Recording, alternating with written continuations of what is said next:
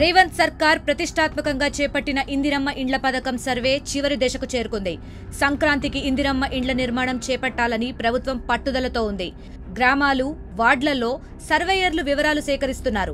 ఇందిరమ్మ ఇండ్ల నిర్మాణాలను పర్యవేక్షించేందుకు రాష్ట్రంలో 33 జిల్లాలకు 33 మంది ప్రాజెక్ట్ డైరెక్టర్లను సర్కార్ నియమించింది. వీళ్లు ఈ స్కీమ్ అమలును పూర్తి స్థాయిలో పర్యవేక్షించనున్నారు.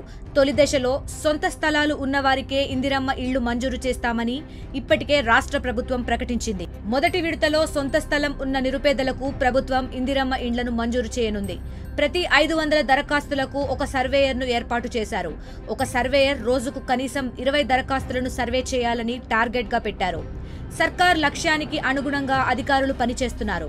తొలి సంవత్సరంలో ప్రతి నియోజకవర్గానికి 3500 చొప్పున ఇండ్లను కేటాయించింది. మొత్తంగా 4.5 లక్షల ఇండ్లకు ఒక్కో ఇంటికి 5 లక్షల చొప్పున నిధులను విడుదల చేయనుంది. ఈ నిధులను 4 విడతలుగా లబ్ధిదారుల ఖాతాల్లో జమ చేస్తుంది.